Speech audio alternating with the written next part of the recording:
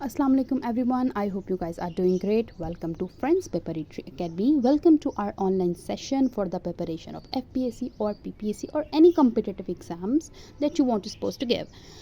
Now today's topic is subject verb agreement. देखिए subject verb agreement के नाम को ज़रा ध्यान से पढ़ें, इसी से आपको समझ आ जाए कि देखिए कोई ना कोई एग्रीमेंट है, मतलब कोई ना कोई असूलों की बात की जा रही है।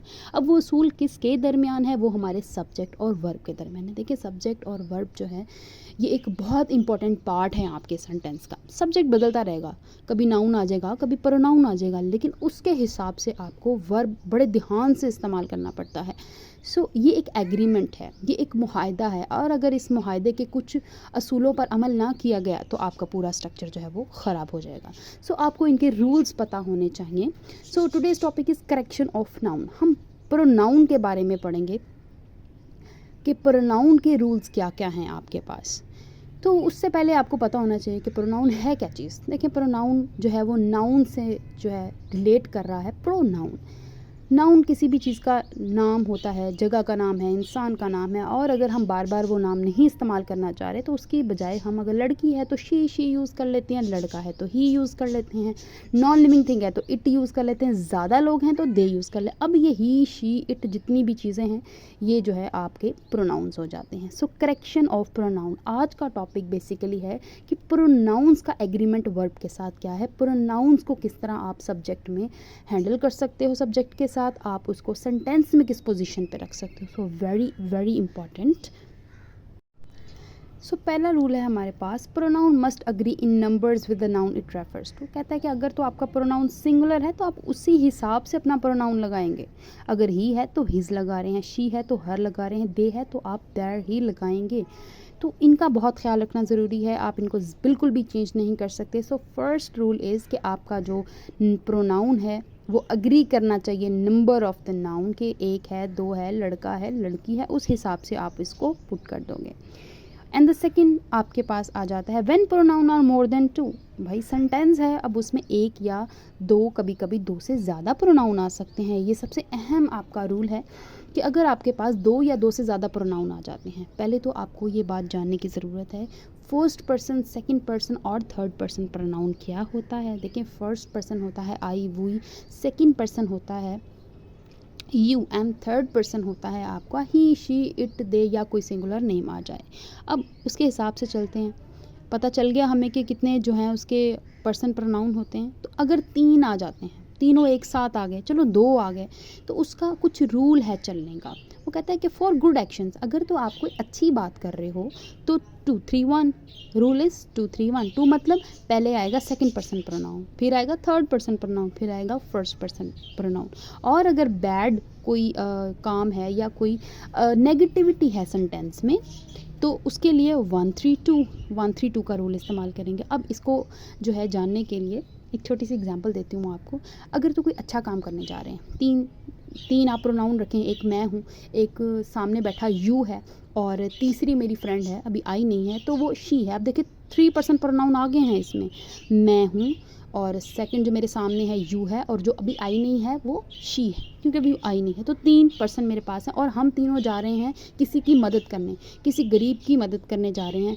तो बेसिकली एथिकली हम यही कहते हैं, देखें वो, आप, एथिकली हम कहते हैं कि देखें आप, वो और मैं, हम तीनों बोथ जो है ना वो अच्छे लोग हैं। क्योंकि जो सामने बैठा है उसको ये डाउन नहीं फील करवाना आपने कि वो जो है मैं अच्छा हूँ। पहले हम अपना नाम कभी भी नहीं लेते अच्छाई में लेना, तो सामने वाले का लेते हैं। 2 सामने वाला यू, थर्ड जो भी आया नहीं है वो एंड में हम जो है मासूम से बन के कहते हैं कि हम भी शरीफ हैं, हम भी अच्छे हैं। तो एथिकली हम बात भी ऐसे ही करते हैं नॉर्मल रूटीन में। गुड एक्शन उसी सेंस में इसको लें कि फॉर गुड एक्शन, अच्छे काम के लिए जब भी बात होगी और 3 प्रोनाउंस आ रहे हैं आपके तो उनको ऐसे प्रोनाउंस किया जाएगा 2-3-1। सामने बैठे हो क्यों पहले अच्छाई करनी है, फिर जो आया नहीं है उसकी करनी है, एंड में अपनी करनी है, ताकि वो आपको भी जो है वो अच्छा समझे। अगर आपने पहली अपनी तारीफ़ कर दी तो उन्होंने कहना भाई ये बंदा बहुत खुदसर है और ये हमारी जो है हमें डाउन फील करा रहा है, ये अच्छा है हम नहीं अच्छे। बहुत तो ये एथिकली बड़ा अच्छा इन्होंने रूल जनरेट किया। फॉर बैड एक्शन, अगर तो जो है वो बुरा है कोई काम, जैसे हम सब कहते हैं ना हम सब गुनाहगार हैं, पहले हम कहा, पहले हमने फर्स्ट पर्सन चूज़ किया, अपनी बात की, ताकि वो ये ना समझे कि हम उनको पॉइंट आउट कर रहे हैं। फिर 3 जो आया नहीं है, मैं गुनाहगार हूँ, वो गुनाहगार है, टू, अब जो सामने बैठा है आप गुनाहगार हैं, देखिए आप उनको एंड में लेके जाएंगे, पहले हम सारी दुनिया के गुनाहगार गिनवा के आखिर में कहेंगे कि भाई आप भी गुनाहगार हैं, हम सब गुनाहगार हैं। सो इस सेंस में इसको लें कि for good action 2 3 1, for bad action 1 3 2। Example देखें, आपको मज़ीद क्लियर हो जाएगा। First for the good action, you he I shell help the poor, आपको, ही उसको, आई मुझे, शैल हेल्प द पुअर गरीबों की मदद करनी चाहिए, गरीबों की मदद करनी चाहिए या हम गरीबों की मदद करते हैं।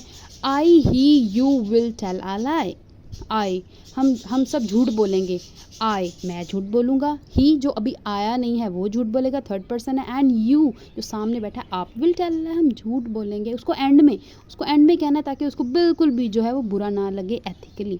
सो दिस इज़ हाउ आपके 2 या 2 से ज़्यादा प्रोनाउन आ जाते हैं, तो आप ये वाला रूल जो है इसके तहत ही अपने स्ट्रक्चर्स को एलेबोरेट करेंगे। So the third rule is we use subjective case of pronoun after was, were, are, is, am, are, मतलब हेल्पिंग वर्ब्स है हमारे पास। सब्जेक्टिव केस पहले तो जानने की ज़रूरत है कि होता क्या है। देखिए सब्जेक्टिव फॉर्म होती है हमारे पास आई, वी, यू, ही, शी, दे, ये हमारे पास क्या है, सब्जेक्टिव फॉर्म है। इसी की ऑब्जेक्टिव फॉर्म देखें, ऑब्जेक्टिव फॉर्म क्या होती है, आई की मी, वी की अस, यू की यू ही रहती है, ही की हिम हो जाती है, शी की हर हो जाती है, इट की इट रहती है, दे की देम हो जाती है। तो ये सब्जेक्टिव फॉर्म और ऑब्जेक्टिव फॉर्म को अच्छे से जो है वो देख लीजिएगा। ये हमारे प्रोनाउंस की शक्लें हैं कुछ जो चेंज होती रहती हैं। सो वो कहता है कि अगर तो इज़, एम, आर, वाज, वर आ रहा है और उसके फ़ौरन बाद आपको प्रोनाउन लगाना है तो आपको सब्जेक्टिव फॉर्म ही लगाना पड़ेगा, सब्जेक्टिव केस ही लगाना पड़ेगा। बच्चे बड़ी मिस्टेक करते हैं। एग्जाम्पल देखें, इट वॉज आई, ये करेक्ट एग्जाम्पल है। हम कहते हैं इट वॉज मी, वो मैं थी, इट वॉज मी कभी नहीं आता, वो आपका क्या है, आपका ऑब्जेक्टिव केस आ जाता है। मी आपका सब्जेक्टिव केस यहाँ पे आएगा। इज़, एम, आर, वाज, वर के बाद फ़ौरन अगर आपको प्रोनाउन लगाना है तो आप सब्जेक्टिव केस ही हमेशा यूज़ करेंगे। ये बेहद इंपॉर्टेंट जो है आपकी करेक्शन है, ये लॉट्स ऑफ टाइम वो पूछता है आपसे। और एक और चीज़ वो कहता है कि अगर आपका जो है वो सेंटेंस आपका देन और एज वाला है, देखिए कभी कभी हम यूज़ कर रहे होते हैं he is taller than me use कर रहे होते हैं, विच इज़ रॉन्ग, कभी मी यू नहीं यूज़ कर सकते। वो कहता है कि आपका देन और एज के फ़ौरन बाद अगर आपने कोई प्रोनाउन लगाना है तो आप उसका सब्जेक्टिव फॉर्म लगाएंगे। याद रखिएगा, इज़, एम, आर, वाज, वर के बाद अगर लगाना है प्रोनाउन सब्जेक्टिव केस आएगा, देन और एज के बाद आएगा तो सब्जेक्टिव केस आएगा। यहाँ मोस्टली बच्चे मी यूज़ कर रहे होते हैं, सो दिस इज़ रॉन्ग। तो यहाँ पे आई यूज़ सब्जेक्टिव फॉर्म आएगा। He is as intelligent as he is as intelligent as him नहीं होता, एज ही होता है। सो दिस इज़ देन और एज के फ़ौरन बाद अगर आपको प्रोनाउन लगाना है तो आप इसका सब्जेक्टिव केस लगा दोगे। So the rule number 4 is we use objective form of pronoun after verb and preposition. कहता है जहाँ वर्ब पे एंड हो रहा है, वो तो हेल्पिंग वर्ब थे, अब ये मेन वर्ब की बात कर रहा है। मेन वर्ब पे एंड हो और पोजीशन प्रपोजिशन पे एंड हो रहा है आपका सेंटेंस और उसके फ़ौरन बाद आपको लगाना है प्रोनाउन, तो आप हमेशा ऑब्जेक्टिव फॉर्म लगाओगे, कभी भी सब्जेक्टिव फॉर्म नहीं लगाओगे उसके बाद। फॉर एग्जांपल ही हेल्प्ड, अब जो हेल्प्ड है वो आपका क्या है, आपका मेन वर्ब है। मेन वर्ब के फ़ौरन बाद अब यहाँ आए नहीं कभी आएगा, यहाँ पे मी आएगा। एंड शी टॉक्ड विद, अब ये विद क्या है, आपका प्रपोजिशन है। विद हिम, यहाँ क्या आएगा, विद हिम, मी नहीं आएगा कभी भी। सो दिस इज़ करेक्शन है आपका, कुछ रूल्स बहुत इंपॉर्टेंट है। बच्चे इतना कंफ्यूज हो जाते हैं इनमें कि आपका अपना जो 1-2 नंबर आपका सवाल आता है, MCQs आता है, उसको भी रॉन्ग कर जाते हैं। सो दिस इज़ वेरी इंपॉर्टेंट। फिर उसके बाद हमारे पास आता है 5 रूल कहता है हु और विच में आपको डिफरेंस बताता है। आपको पता है कि हु और विच जो हैं हमारे पास रिलेटिव प्रोनाउंस होते हैं। रिलेटिव प्रोनाउंस वो प्रोनाउंस होते हैं जो आते हैं तो उनसे पहले उनका जवाब मौजूद होता है और वो कभी सवालिया नहीं होते कि ये वही परिंदा है जो कल गाना गा रहा था, अब वही ये वो लड़का है जिसने कल किताब चोरी की, वो लड़का है। अब इनका जवाब हमेशा सेंटेंस में होता है, ये आपके पास रिलेटिव प्रोनाउंस होते हैं। सो इनका कुछ रूल है, वो कहते हैं कि हमेशा हु जो है वो यूज़ करना है लिविंग ऑब्जेक्ट के साथ, स्पेशली पर्सन। हु हमेशा पर्सन के साथ यूज़ होता है, living object person, specially person. और विच हमेशा बाकी जितने भी आपके नॉन लिविंग और लिविंग बच जाते हैं आप उनके साथ विच लगाते हो। बच्चे ये वाली बड़ी मिस्टेक करते हैं, देखें हु सिर्फ पर्सन के लिए आता है, वो बर्ड्स को भी हु में शामिल कर देते हैं, विच इज़ इनकरेक्ट। तो विच हमेशा बाकी सब के लिए और पर्सन के लिए हु आता है। एग्जाम्पल्स देखते हैं, दिस इज़ द बर्ड, ये वही परिंदा है विच सिंग्स, जो गाता है। ये वही परिंदा है गाता। हमने एक बात की कि पर्सन के लिए सिर्फ हु आना है, बाकी सब के लिए आपने क्या यूज़ करना है, विच यूज़ करना है। So this is the man. अब मैन क्या है, हमारे पास पर्सन है, हमने इसके लिए बड़े आराम से हु यूज़ कर लिया। ये वाला क्वेश्चन जो है वो 2 टाइम्स आया हुआ है। अगेन बच्चे इसमें कन्फ्यूज़ हो जाते हैं, आपने बिल्कुल इसमें कन्फ्यूज़ नहीं होना। हु और विच का बड़ा सिंपल सा कुलिया है। Then we have which, who, that. इस नाउन के फ़ौरन बाद आने चाहिए जिसके लिए वो इस्तेमाल होते हैं, ये उसके फ़ौरन बाद आने चाहिए। अब यहाँ हमने बात की ना कि ये वही परिंदा है जो गाना गा रहा था, अब बर्ड के फ़ौरन बाद विच लगा दिया, क्योंकि हमें रिलेटिव प्रोनाउन हमेशा साथ आ जाता है, उसको अलग नहीं करना वरना बड़ी गड़बड़ हो जाएगी। अगर हम विच सिंग्स पहले लिख देते हैं, दिस इज़ द बर्ड बाद में लिख देते हैं, तो स्ट्रक्चर सारा ख़राब होता है। कहता है विच, हु, दैट, ये 3 आपने अगर यूज़ करने हैं तो इसके फ़ौरन बाद वो चीज़ यूज़ करनी है जिसके बारे में फ़ौरन पहले वो चीज़ यूज़ करनी है जिसके लिए वो आ रहा है।